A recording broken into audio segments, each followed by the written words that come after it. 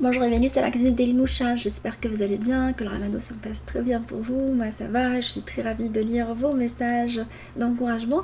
Aujourd'hui je partage avec vous un nouveau venu du ramadan ou juste un dîner de famille réalisé on commençait par la soupe habituelle, légumes du soleil et ricotta pour changer de la shorba ordinaire ou des soupes qu'on connaît, parfumée aux herbes, ainsi qu'une pizza sans pâte faite à la maison. On va la réaliser avec du pain de mie. Si vous reste du pain de mie, vous l'utilisez. Ainsi que des ex-muffins, de muffins à l'œuf. Et avec les chutes de pâte de pain de mie utilisées, ainsi que des roulés d'aubergines à la pomme de terre et à la viande hachée. Cuites sur un lit de tomates. Et on va finir avec une salade de fruits rafraîchissante. Découvrons le menu ensemble. On commence par la réalisation de la soupe. Alors je vais utiliser de l'aubergine, de la courgette, ainsi que des poivrons, de l'oignon et de la tomate. Alors on va couper l'aubergine en morceaux. Vous pouvez enlever la peau quand vous pouvez la garder. Moi j'aime bien l'aspect un peu fumé de la peau, c'est pour ça que je la garde. Vous le coupez en petits morceaux. Vous pouvez rajouter d'autres légumes si vous souhaitez. Moi, je voulais lui donner une connotation avec des légumes du sud. Alors, on va prendre tous les légumes, on va les mettre dans un plat au four avec quelques herbes. Alors, du laurier, du thym, vous pouvez mettre également du romarin, un filet d'huile d'olive. Vous mettez de l'ail dessus et vous grillez le tout dans un four allumé en mode grill pendant 25 à 30 minutes. Une fois la soupe, ou plutôt les légumes grillés, nous allons les mixer avec du ricotta. Vous pouvez mettre un autre type de fromage si vous souhaitez, ou la crème liquide. On va mettre un tout petit peu d'eau, on ne va pas mettre beaucoup d'eau, il faut vérifier après, une fois mixé, la consistance que vous souhaitez donner à votre soupe. Vous ne mettez pas tout de suite beaucoup d'eau, on risque de se retrouver avec une soupe trop liquide par rapport à ce que vous souhaitez faire. Et une fois notre soupe mixée, on va la transvaser dans une marmite. Et on va par la suite rincer l'ustensile dans lequel on l'a mixé. On va bien mélanger. En dosant la consistance, vous pouvez la remplacer l'eau par un bouillon de légumes par exemple, ou un bouillon de bœuf ou de poulet. On va par la suite la remettre sur le feu et l'assaisonner. On va mettre du concentré de tomate juste avant et bien le mélanger. Au niveau de l'assaisonnement, vous mettez du persil, vous pouvez mettre de la coriandre, de l'ail, une petite pointe de piment d'Espelette, du sel et du poivre. Et on la laisse sur le feu pendant quelques minutes, histoire que le concentré de tomate cuise et les saveurs se mélangent avant de la présenter. Une fois cuite, vous pouvez la décorer avec quelques herbes pour faire un petit rappel de ce qu'on a mis dedans.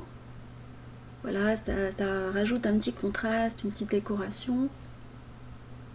On va par la suite réaliser le tagine d'aubergine. On va couper des fines tranches d'aubergine.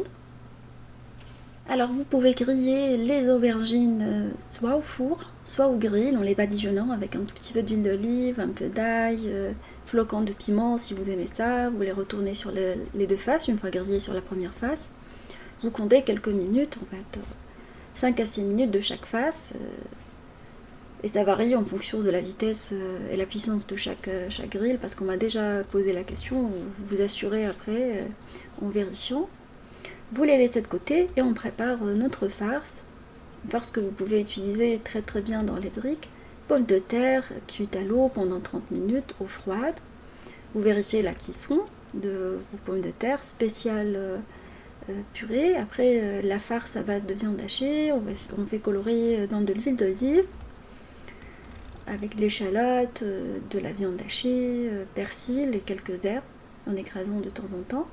Quelques épices, je veux dire, cumin, flocons de piment, un tout petit peu de piment doux, piment fort, du sel, du poivre, curcuma si vous souhaitez, et vous laissez le tout cuire pendant quelques minutes.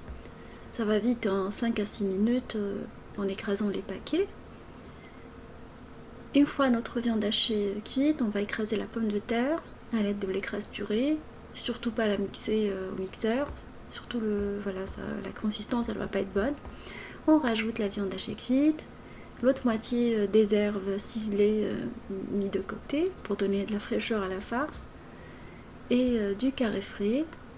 On va assaisonner avec le reste des épices conservées également. Enfin, je préfère mettre dans la farce et pendant la cuisson, et après une fois cuite, je rajoute encore de la moitié. Alors le carré frais donne un super résultat à la farce. C'est une farce que j'ai déjà partagée avec vous pour les briques, mais je l'utilise aussi pour les roulés d'aubergine. Elle est vraiment excellente. On va bien la malaxer. Il faut bien la travailler, et après, une fois bien travaillée, on va farcir nos roulés. On met quelques boudins dans les aubergines. Alors boudin de pommes de terre, il ne faut pas que ça dépasse.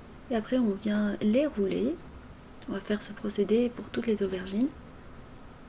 On prend un coulis de tomates maison ou du commerce parfumé à l'ail et du basilic. Vous roulez dessus, par-dessus la tomate cuite. Alors il y a déjà de l'huile d'olive dans le coulis de tomate. Du coup je ne vais pas remettre de l'huile d'olive. Je vais parsemer avec du fromage râpé et faire cuire le tout dans un four préchauffé en mode grill pendant une vingtaine de minutes. À la sortie du four, on va ciseler tout petit peu de basilic par-dessus, pour faire un petit rappel et apporter de la fraîcheur et de la couleur à ce plat. Et après, on va passer à la réalisation de la pizza avec le pain de mie et les muffins. On utilise du pain de mie pour les deux recettes. Alors on va commencer par la pizza. On va enlever les bords, on va conserver que le pain de mie. Après on va tapisser une plaque à l'enfour, spéciale pizza ou autre. Alors vous faites les tailles qui vous vont, vous pouvez même faire une taille individuelle. Alors vous aplatissez avec les mains, bien comme il faut, vous tassez. Et on va venir badigeonner notre base avec la sauce tomate, spéciale pizza. Alors selon ma recette, c'est du coulis de tomate auquel j'ai rajouté du basilic, de l'ail, des herbes séchées, des herbes de Provence. Et on va venir bien badigeonner le tout. Il faut faire toute la surface avec. On laisse notre pizza de côté et on va préparer la garniture. Alors il me restait tout à l'heure des poivrons, de la soupe. Du coup je vais couper un tout petit peu de poivron. On va utiliser également des oignons pour cette recette et des champignons.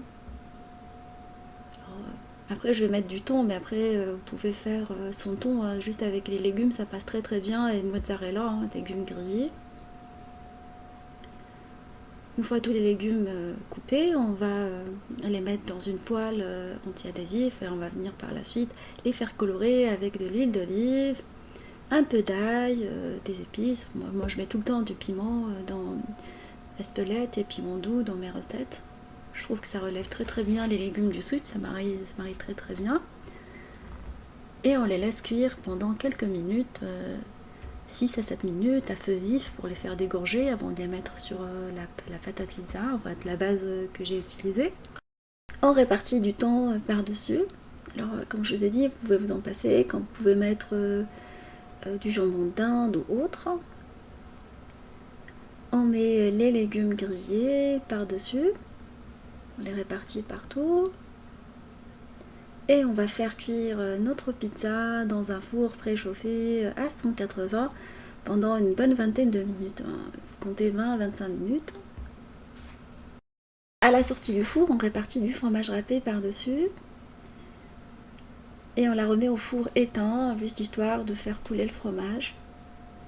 Après, on va passer à la réalisation des ex-muffins ou muffins à l'œuf. Une super recette facile pour utiliser vos restes, en fait, une recette vide frigo que j'ai sur Instagram. Alors on va prendre des oignons nouveaux, on va prendre des tiges d'oignons nouveaux que j'apprécie beaucoup dans les recettes parce qu'ils apportent beaucoup de fraîcheur. On va les couper en petits morceaux. On va râper par la suite de la carotte grossièrement dessus. Vous pouvez rajouter des poivrons, mais moi comme je les ai mis dans pas mal de recettes, je voulais plus les remettre, mais ils se marient bien aussi avec cette recette. On prend les restes de pain de mie qu'on va venir couper en morceaux. Et on va par la suite les utiliser dans la recette. On va les mettre dans un saladier. On met du lait par-dessus, ainsi que de la crème et des œufs. C'est comme du pain perdu. Et on écrase le tout. Il faut bien écraser la préparation avec un fouet. On mélange jusqu'à ce qu'on ait une préparation homogène qu'on va venir par la suite lui incorporer les légumes qu'on a utilisés, les tiges d'oignons nouveaux ainsi que de la carotte.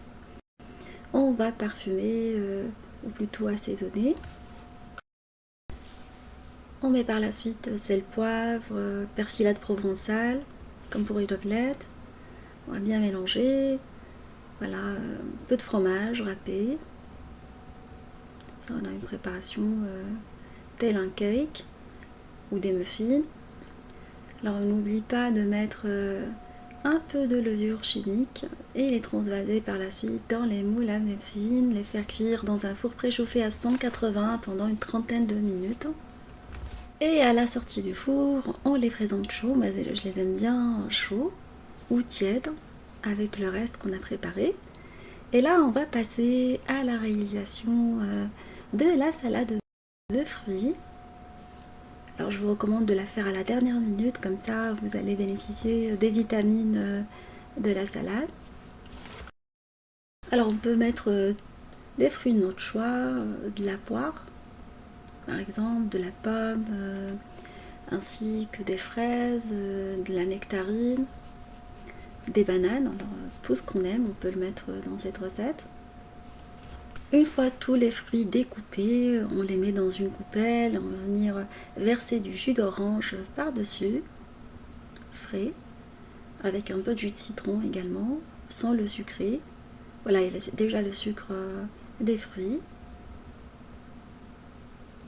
Voilà, un petit dessert rafraîchissant de saison.